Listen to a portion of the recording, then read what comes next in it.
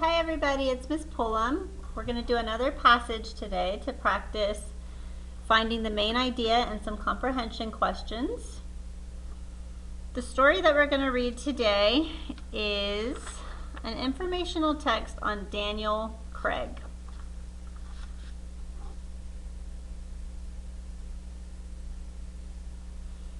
One day in the mid-1800s, a stubborn man boarded a steamship as it neared Halifax, Nova Scotia. In his hands was a basket of carrier pigeons. In his coat pocket was hidden another pigeon. The man was Daniel Craig, and he wanted to be first with the news. In the 1800s, no radios or telephones existed, and all the news from Europe came by steamship. The ships made their first North American stop in Nova Scotia. Then they sailed down to the large eastern cities of the United States. Daniel Craig wanted to get stories to newspapers in Boston and New York before the steamships did. He had learned how pigeons could be trained to return to their home roosts with messages strapped to their legs. He decided these birds could be used to carry news. So, with pigeons in hand, Craig would take a boat out to meet the ships from Europe before they arrived in Halifax. After boarding a ship, he would write up the most important news: wars which had started or ended, kings, queens, or heads of state who had come to power. Then he would attach his news report to the leg of a pigeon and send the bird flying off. The pigeon would fly to its home on the roof of a newspaper office. The newspaper then bought and used Craig's news. In 1848, the 6 most important New York newspapers decided that an agency should be formed to collect the news and get it to the papers. The agency was called the Associated Press, AP News. By the time Craig went to work for the AP, the telegraph had been developed. Poles carrying telegraph wires reached as far north as Portland, Maine, but here are only one wire for use in sending messages. The reporter who got to Portland first got his story through first. As always, Craig meant to be first. Here's what he did. First, Craig's news reached shore at Halifax. There, an express rider was ready to gallop off to the Nova Scotia port down that was nearest Maine. A few miles outside of this town, Craig placed a man with a cannon. The man would fire the cannon when the express rider was in sight. This sound signaled the captain of another steamship to get up steam and go to shore to pick up the news. The ship carried the news full steam down the coast of Maine to Portland in the single telegraph wire. And by 1849, the telegraph wires reached Halifax. Even then, Craig had to be clever. Another man wanted to sell foreign news as Craig was doing. Once, this man managed to get to the telegraph wire in Halifax first and to block Craig's news. After that, Craig sent a friend to the telegraph office as soon as the steamship was sighted. The friend handed the operator a book and asked him to start sending the first chapter as AP News to New York. In this way, Craig kept other reporters from using the telegraph wire and was still the first reporter with the news. Finally, one day in 1851, Craig received a telegram calling him to New York to see the publishers who employed him. The publishers asked Craig to become the general agent in charge of the AP. The AP had begun selling news to newspapers in many parts of the country. Thus, Craig now had to report a story in such a way as to make it usable by any newspaper. Therefore, the AP News Service had to stick to the facts and get the facts as correct as possible. Most newspapers at that time did not report the facts as accurately as possible. News stories were full of the opinions of the editors. They printed good news only about the people they liked. They frequently failed to check the facts. Craig made all his news people get the facts of a story exactly right. If they discovered a mistake, they had to send a second wire correcting it.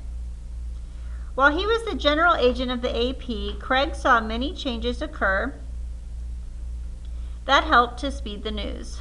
One was the Atlantic cable, completed in 1866. This cable made it possible to receive news from across the ocean on the same day it occurred. Craig left the AP in 1866 and started his own news agency, but he was not able to compete with the AP and soon retired from news reporting. Nevertheless, while Craig was in charge of the AP, the agency formed two important guides for news gathering. Get the news fast and get the correct facts. Number 1, we're going to answer some questions now. Number 1, why might someone read this passage? A, to get directions for training pigeons. B, to learn how news was printed in the 1800s. C, to understand how telegraphs changed American life. D, to discover how competitive it was to get news to the press first.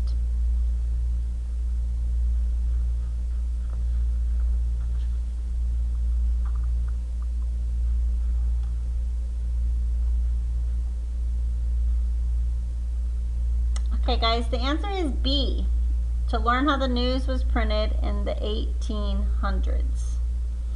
Your choices were to get directions for training pigeons. Pigeons were a part of the story and they helped deliver his news, but that's not why someone would want to read the passage. They're not going to learn how to train a pigeon. B, to learn how news was printed in the 1800s.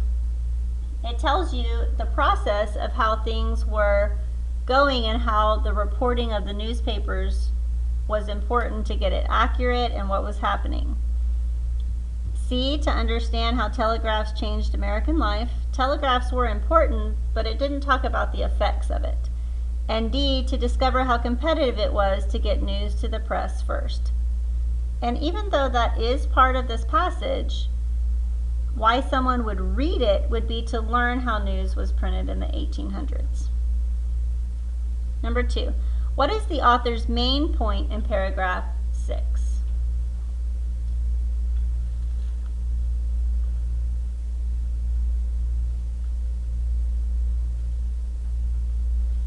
Okay, B, an agency was formed to get news to papers. Let's go through our choices. You had Craig always wanted to deliver the news first. An agency was formed to get news to papers. The telegraph replaced the carrier pigeon, or carrier pigeons are useful in sending news. Paragraph 6 says, in 1848, the 6 most important New York newspapers decided that an agency should be formed to collect the news and get it to the papers. The agency was called the Associated Press, AP News. Daniel Craig was hired to send the news from Halifax to AP. So B, an agency was formed to get news to papers. Last one, what is another good title for this passage? A, early newspapers in America. B, how newspapers were invented. C, carrier pigeons tell the news. D, the man who wanted to be first.